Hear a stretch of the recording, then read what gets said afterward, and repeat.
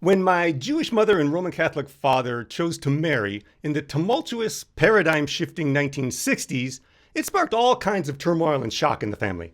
Generally, Christians and Jews were not on friendly terms. The false belief that, quote, the Jews killed Jesus was a deeply ingrained notion for many Christians.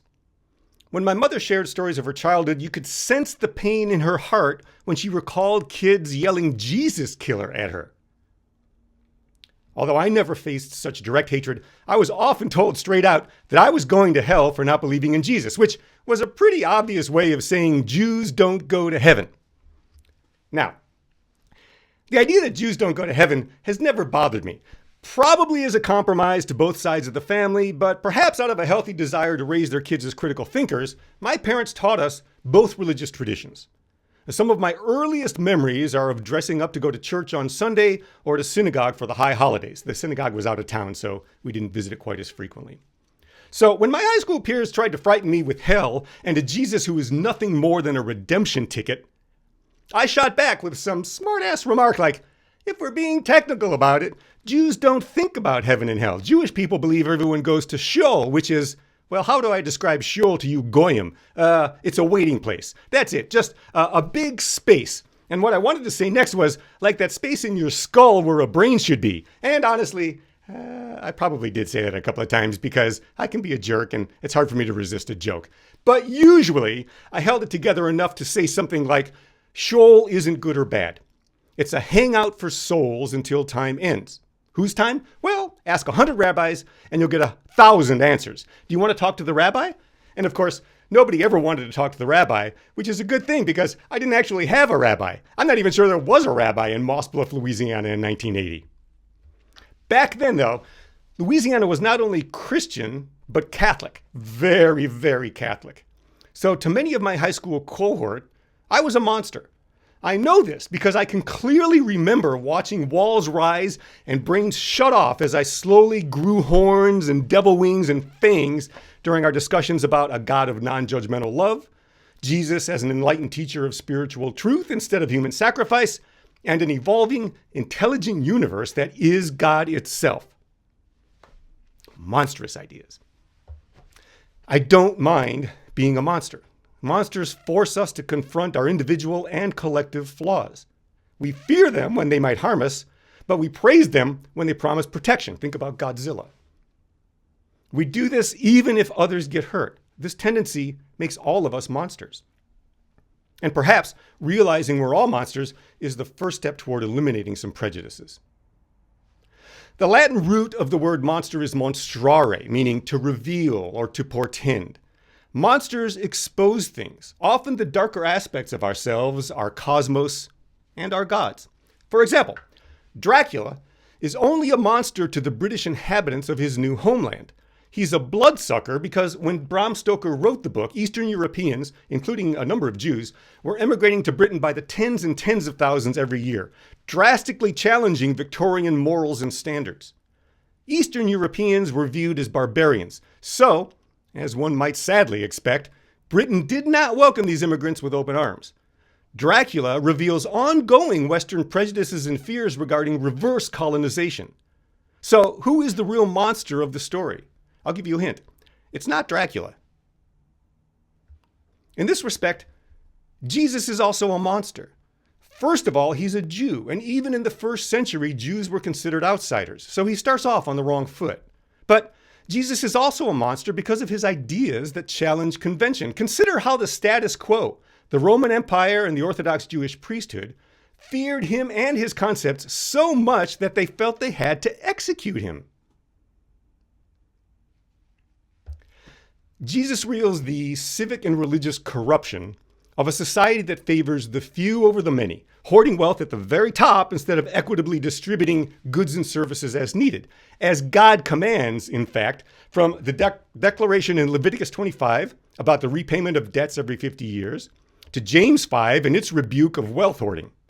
And in between those verses, we discover Deuteronomy 15, urging us not to be tight-fisted toward the poor, Proverbs 31, requiring us to defend the rights of the poor and needy and speak up for them when they cannot, Luke 3, about giving away our excess, and of course, Acts 2, where the earliest followers of Jesus formed mutualist societies, putting all their wealth into a communal pot to redistribute as needed.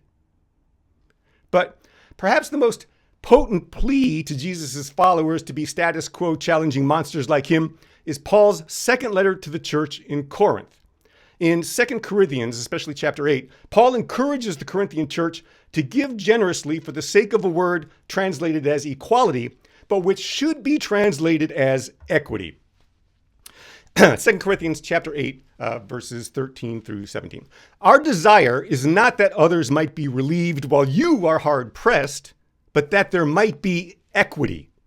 At the present time, your plenty will supply what they need, so that in turn their plenty will supply what you need. The goal is equity. As it is written, the one who gathered much did not have too much, and the one who gathered little did not have too little.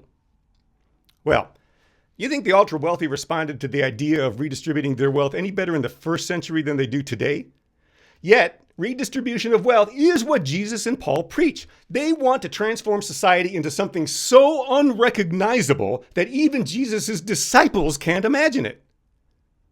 I don't think many Christians today can imagine it either, because Jesus' vision of an equitable world is the antithesis of everything they believe. Is that ironic or just heartbreaking? Maybe it's a little bit of both. In the temple, Jesus frees all the sacrificial animals, overturns the bankers' tables, rails against the evils and injustices of the Roman Empire and the Jewish religious council, and consistently disregards the rules of the status quo to do what he believes is best for the people, especially the people society discounts and discards. And he does all of this because he is aware of his and our unity with God. Jesus is driven to act not because he views God as a distant ruler like Caesar, but as the eternal wisdom that flows through every fiber of our being. Jesus teaches us that our connection to God is as intrinsic as our DNA and as intimate as a cosmic tango. In my view, Jesus offers a deeper and more accurate understanding of God, a liberator of the oppressed who empowers individuals like us to bring about change. This profound and inclusive vision of God ignited a passion within Jesus, and it should ignite the same inferno within us, urging us irresistibly to take action for the common good.